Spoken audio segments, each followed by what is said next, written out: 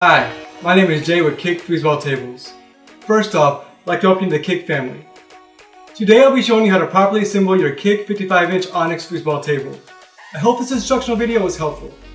With no further delay, let's go ahead and get started. The first thing you want to do is open your box and take a look at your contents. Then, lay each piece out onto your floor individually. If you are assembling your foosball table on a hard surface, I do recommend you lay it on a large blanket or a large piece of cardboard. That way we don't damage our foosball table during the assembly process. Next, you want to match each part that's inside your instruction manual. After sorting out all the parts in the box, and once you've matched each part to what's inside your instruction manual, if you notice any missing or damaged parts, please contact Kick Customer Support with pictures of your shipping label, the box itself, and the damaged part. Our contact information will be listed at the end of this video. For step 1 of this assembly, we'll be attaching our end panel brackets P21 to both end panels P2B and P2C using our H4 screw. This part's pretty simple. You just want to go ahead and align your bracket to the marker that you see here on all 4 of your end panels. Just kind of align to the center of that line, making sure that the bracket is flush with the back of the end panel.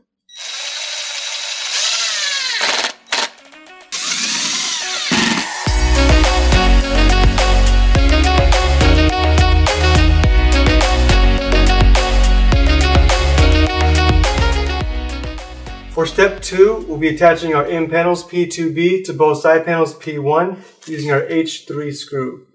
You just want to make sure that the hole for the rods is faced downwards closest to the floor and that the black side of the side panel is faced outward. You also want to make sure that the end panel, the white side, is faced inwards towards the playing field. You'll notice these 2 holes here on the end panel. So we're going to align the end panel to the inside of the side panel, making sure that it's flush to the top of the side panel.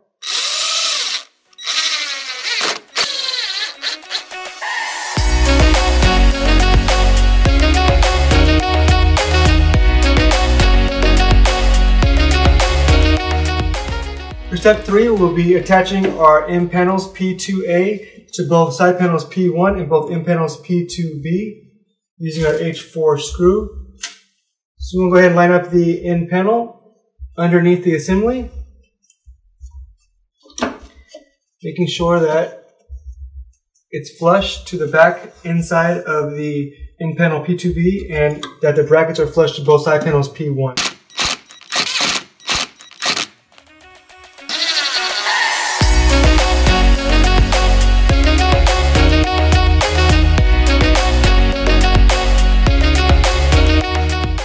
For step 4, we'll be attaching our playing field P3 onto the top of the assembly using our H3 screws. You just want to make sure that the graphic side of the playing field is face down.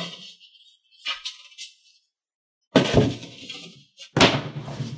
ahead and align your playing field, make sure that it's flush with the end of the end panels on both sides. Next, we'll be attaching all 3 of our support braces P5 using our brackets P20 and our screws H4. Simply just want to go ahead and lay your support brace face down and attach your bracket to the end of your brace.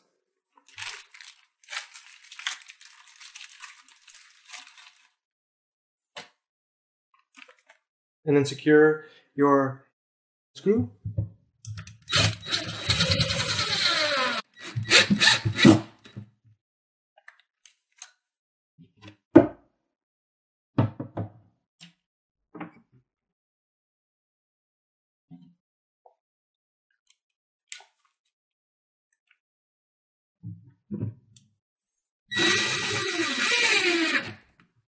After you've attached all 6 of your support brackets to all 3 of your braces, we will now be securing our support braces to both side panels using our H7 screw. This first support brace, you just want to go ahead and line up into the middle of your table. And the other 2, you want to space about a foot apart.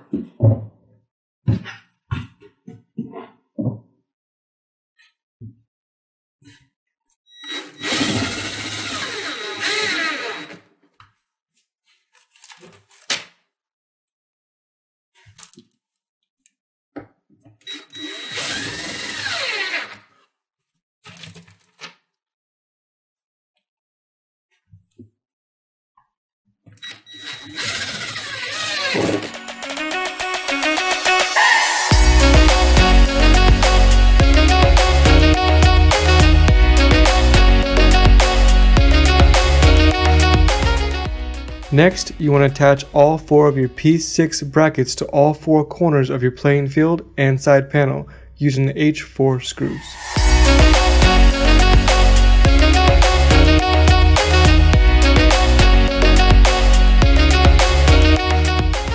Next, we'll be attaching both of our end panels P2C using our black corner piece P17 and our H4 screws. You will notice that there are these 2 grooves here on both sides of the end panel, as well as the side panel. Just go ahead and make sure that your black side of the end panel is faced outward. And go ahead and insert your corner piece, P17, into the grooves on both side panel and end panel.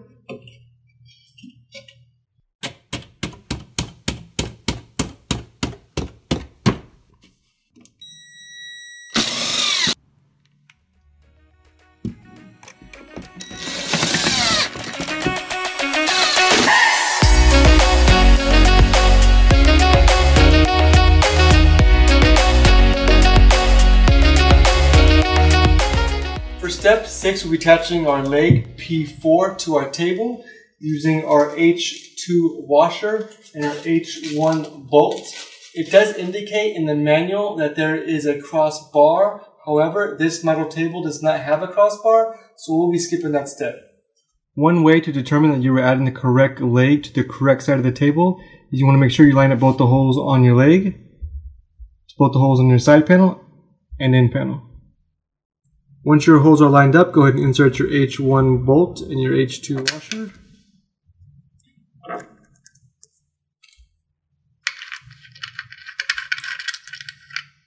Then secure with the Allen wrench that was provided.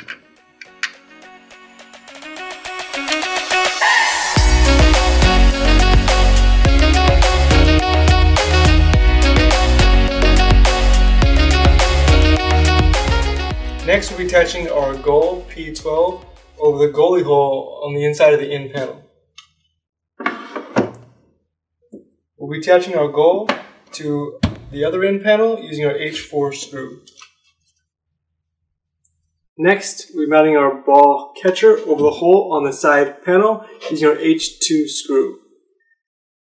It's pretty simple, so we're going to go ahead and line up the holes on your ball catcher to the holes on the side panel. You also want to make sure that the hole on the ball catcher is on the high side. So this would be the incorrect side, this would be the correct side.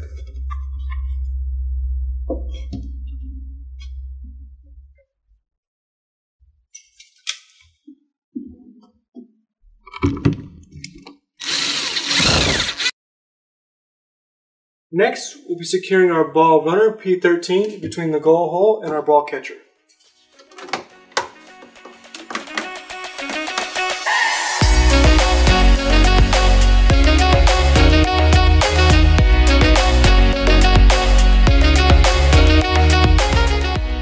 Step 8, we'll be attaching our leg leveler, P10, to the bottom base of each leg. This part's pretty simple. So then screw down your leg leveler all the way down to the bottom base of your leg.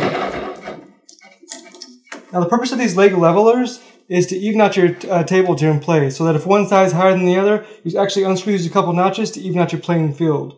You will also notice this rubber ring on each leg leveler. This will prevent your table from sliding back and forth during rough play.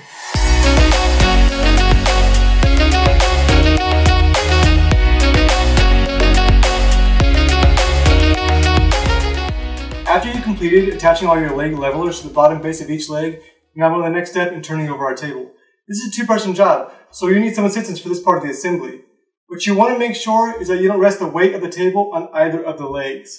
So you just want to turn over your table in one swift full motion so that all the legs hit the ground at the same time. For step 9, we'll be attaching our ball entry cups P9A and our ball entry sockets P9B to our table using our H5 screws. It's pretty simple. So we're going to insert your ball entry socket into the inside of the table. Insert your ball entry cup through the ball entry socket and tighten. Then you want to make sure that the ball entry cup is flush to the top of the table. Insert your H5 screw and secure it.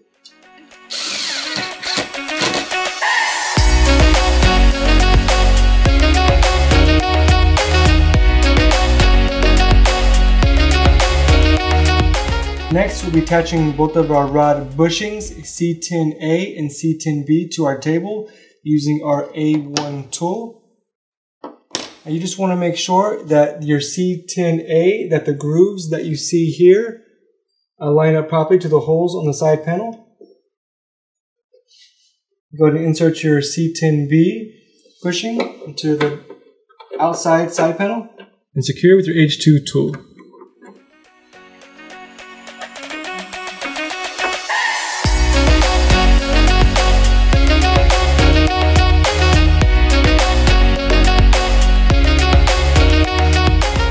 After you've attached all of your rod bushings to your table, we now go on the next step, step 10, in inserting all our rods and attaching each player to each rod.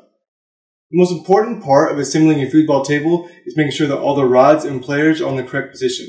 So you want to carefully review the diagram, locate the instruction manual prior to inserting your rods. What you want to make sure is that you add the correct amount of players per holes in the rod. Here's how to set up the rods and players on your new kick foosball table. Place 4 handles on each side of the table in this specific order. Make sure the 4 handles for your home team are in this specific order, as shown in the diagram. Also make sure your players are facing the opposing team and toward the opponent's goal, not the same team or your own goal. You also want to make sure that there's a hole on the correct side of the table where the handles will later go. Before we insert all our rods and attach each player to each rod, I'm going to show you an already assembled table and explain to you the differences between a one-man goalie versus a 3-man goalie setup, and the difference between a counterbalance men versus uniform men. One-man goalie versus a 3-man goalie setup. With this table, we have the option to have either a one-man goalie or a 3-man goalie setup. Most beginners and some others prefer a 3-man goalie setup because there's more defense around the goal, making it harder to score and give their user more control over the field. Others prefer a more fast-paced one-man goalie setup. It's really up to you. To have a 3-man goalie setup, you have 3 players on the goalie rod. You could optionally place the white field lining tape on both sides of the table to prevent any dead spots, if any at all. If you are looking for a one-man goalie setup, instead of having the other 2 outer men on the goalie rod, you replace them with the 4 black stop rings. Next, place the 4 green triangle corner ramps you received on each corner of the playing field. If you already laid the field lining tape down, you can place the ramps on top of it if you ever want to switch back, but this isn't be your style of play, then cut the lining tape accordingly so that it does not go under the ramp, or don't install lining tape at all. Finally, screw in the 4 ramps using the 4 screws that were provided, and cover the holes using the 4 plugs.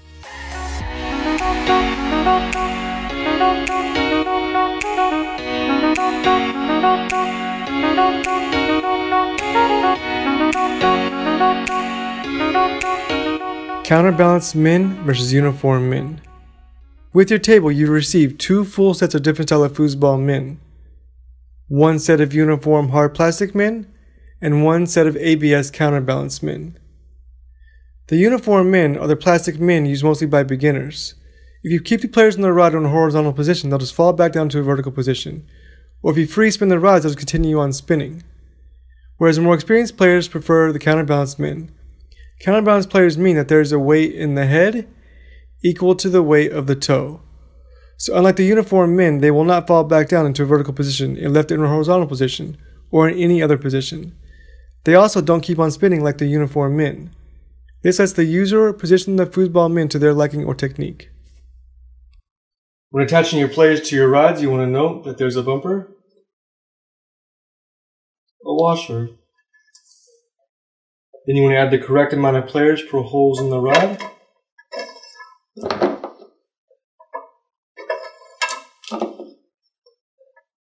Then add another washer,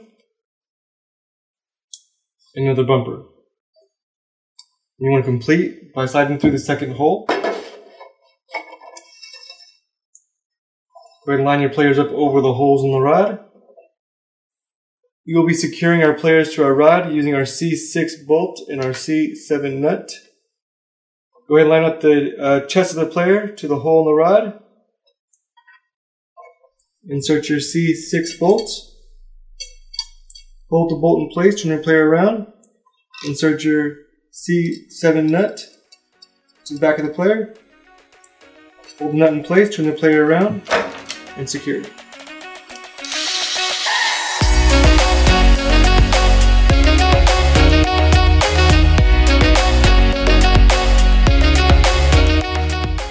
For step 11, we'll be attaching our handles P7 using our H7 bolt.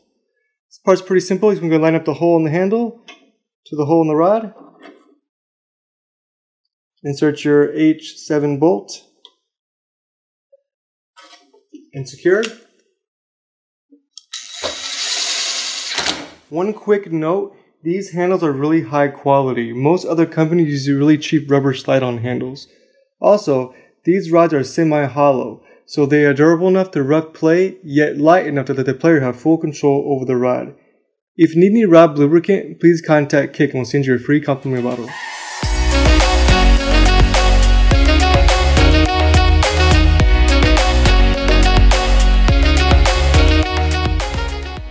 Next, you want to go ahead and place the rubber end cap P8 on the other end of the rod.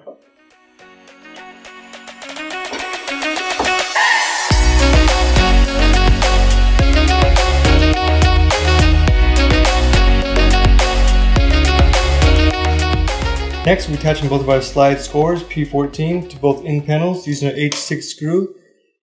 So go ahead and line up both ear ends of your slide score to the goalie line that you see here.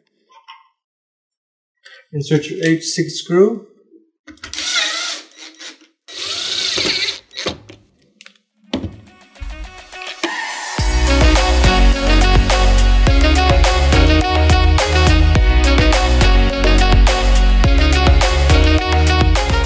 Congratulations! We are now officially done assembling our Kick Onyx 55-inch foosball table. You are now free to enjoy your table with your friends and family. If you have any questions, comments, or concerns, please visit us at www.kickfoosballtables.com or email us at support@kickfoosballtables.com.